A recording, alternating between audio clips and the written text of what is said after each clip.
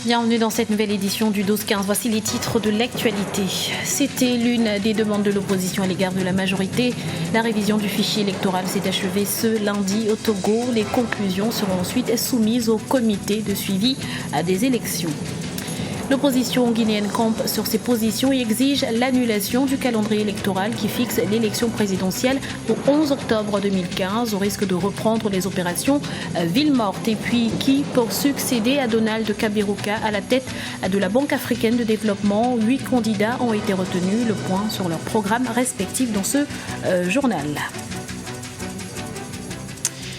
Au Togo, la population est dans l'attente des conclusions des experts de l'OIF. Les spécialistes mandatés par l'Organisation internationale de la francophonie ont achevé ce lundi l'audit du fichier électoral qui, nous vous le rappelons, est la principale raison du report de l'élection présidentielle. Le résultat devrait être rendu public cette semaine. Lefty Ouno. L'audit du fichier électoral, principale raison du report de l'élection présidentielle au Togo. Initialement prévu pour le 15 avril, le scrutin se tiendra le 25 avril 2015. La recommandation formulée par le président en exercice de la CEDEAO, John Dramani Mahama, au thème de sa visite a été prise en compte par le décret présidentiel vendredi dernier. Objectif, prendre en compte les réserves émises par l'opposition quant à la fiabilité du fichier électoral. Pour beaucoup d'observateurs, ce report devrait être sans grande conséquence sur le processus en cours. C'est sans conséquence, je dirais, dans la mesure où, quand le fichier est complètement faussé et le logiciel fait problème, reporter une élection de 10 jours, les spécialistes disent qu'il faut au moins 1, 2, 3 mois pour faire ça, puisqu'il semblerait qu'au moins 30% du fichier soit complètement faussé. Et il y a plein de doublons. Plusieurs acteurs politiques de l'opposition ont exigé que le fichier électoral fasse l'objet d'une vérification approfondie.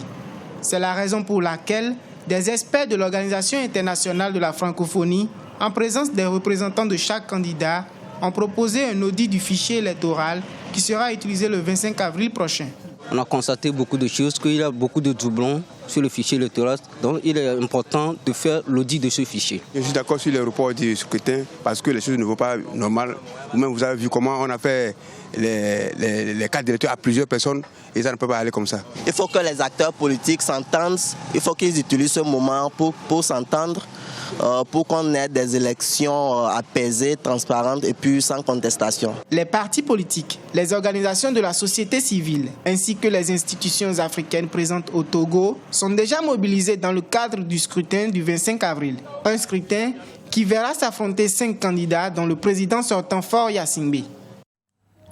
Le processus électoral se peaufine au Burkina Faso. Le groupe international de suivi et d'accompagnement de la transition a tenu sa deuxième réunion d'évaluation ce lundi. Le financement des élections et le respect de la feuille de route de la transition étaient au cœur des échanges. Concernant le financement, 20 milliards de francs CFA seraient encore à mobiliser. Les participants ont donc insisté sur la contribution financière des États membres de l'Union africaine. L'opposition républicaine exige l'annulation du chronogramme des élections en Guinée. Ce dernier fixe l'élection présidentielle avant les élections locales. Un calendrier contesté par l'opposition qui appelle au dialogue pour un consensus. Le point dans ce reportage de Mohamed Lamine Solano, notre correspondant à Conakry.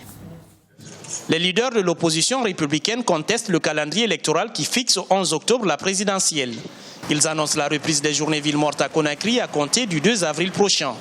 Pendant que le gouvernement se dit prêt à créer un cadre de dialogue politique avec les opposants au président Condé.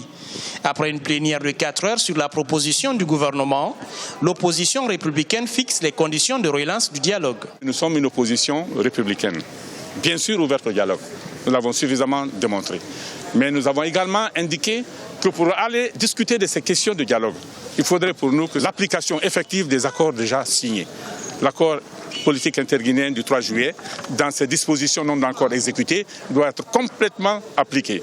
Deuxièmement, le relevé de conclusions issu de nos discussions qui se sont tenues au mois de juillet 2014 doit également être appliqué dans toutes ces dispositions, encore en cohérence avec la situation politique actuelle. Après avoir suspendu ses activités au sein de l'Assemblée nationale, l'opposition exige aussi la suspension du processus électoral et l'annulation du chronogramme des élections. Sur la question, la réaction du gouvernement ne s'est pas fait attendre. Quand on dit que le gouvernement annule le chronogramme, l'opposition sait très bien que cela ne relève pas de la prérogative du gouvernement. Ça serait violer la Constitution et l'indépendance de la CENI. Donc, concession, arrangement, compromis, compromission, tout ceci, c'est autour d'une table qu'on doit en discuter. Pour l'heure, les opposants au président de la République, Alpha Condé, hésitent à aller au dialogue. La crise entre opposition et pouvoir se durcit. La reprise des journées villes mortes annoncée cette semaine à Conakry inquiète de nombreux citoyens. Certains observateurs estiment qu'en recourant à la rue, l'opposition républicaine souhaite se faire entendre pour parvenir à une organisation consensuelle et transparente des élections locales et présidentielles. La Banque africaine de développement élira un nouveau président fin mai 2015. 8 candidats sont en course pour succéder à Donald Kaberuka en poste depuis 2005. Et à l'approche de l'échéance, ils ont chacun présenté leur vision. Le point tout de suite avec Diranjai. Les 8 prétendants à la succession du Rwandais Donald Kaberuka à la tête de la Banque africaine de développement ont chacun présenté leur vision de la conduite des activités de la BAD. Certains prônent la nécessité de mettre l'accent sur la productivité, la compétitivité, l'amélioration du partenariat public-privé, la transformation des richesses ou encore l'intégration économique régionale. Pour d'autres, il est important de favoriser la mise en place d'une mutation socio-économique du continent tout en préservant l'héritage de l'actuel président quant à la vision d'une Afrique intégrée. Le bilan du Rwandais Donald Kaberuka à la tête de la BAD est très honorable. Les 8 candidats à sa succession ont un socle de propositions pour le moins commun, basé notamment sur la participation au renforcement de la croissance africaine, le renforcement des investissements dans les infrastructures et la contribution au financement des projets nécessaires à l'amélioration de l'intégration régionale et continentale. Par ailleurs, tous les candidats sont conscients de la nécessité d'élargir les sources de financement de la banque tout en limitant son exposition au risque. Les candidats se rejoignent tous sur un point, la nécessité de maintenir une forte croissance en vue de l'émergence du continent.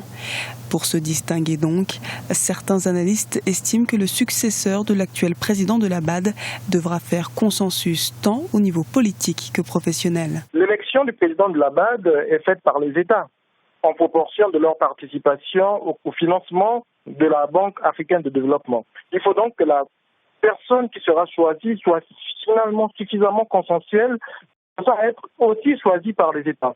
Donc c'est une élection pour le politique, mais qui derrière nécessite une expertise bancaire et financière. En cela, la personne qui aura le soutien du plus grand nombre d'États et qui aura l'expérience nécessairement la plus avérée sera, en point de vue, celle qui sera choisie. Dans ce contexte, le profil idéal, s'il en est, serait celui d'une personnalité à l'expertise bancaire et financière avérée, suffisamment consensuelle pour travailler en bonne intelligence avec les États et les partenaires financiers internationaux. Il faut donc une personnalité qui connaisse suffisamment bien le continent et qui soit susceptible de conduire des projets pour les 8 communautés économiques régionales du continent. La désignation du successeur au fauteuil présidentiel de la BAD se tiendra le 28 mai prochain lors de l'assemblée annuelle du Conseil des gouverneurs. L'accès à l'eau, un nouvel objectif du millénaire atteint en Éthiopie. Près de 60% de sa population a désormais accès à l'eau potable. Il s'agit là du 4e OMD atteint par l'Éthiopie après ceux concernant l'accès à l'éducation, la mortalité infantile et la mortalité maternelle. Les précisions d'Ibrahim Ndiaye.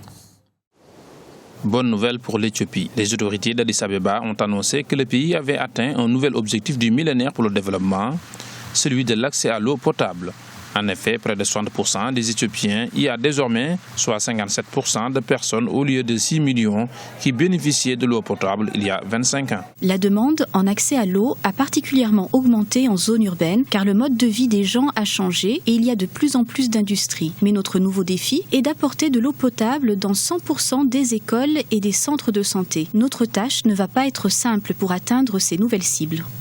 Un programme national pour 2013-2020 estimé à 2,4 milliards de dollars devrait permettre à l'Éthiopie de relever ce nouveau défi. L'Éthiopie a une croissance assez élevée et c'est un des pays qui a pu partager cette croissance, les résultats de la croissance avec sa population, notamment dans le domaine de la santé et aussi dans le domaine de la distribution de l'eau.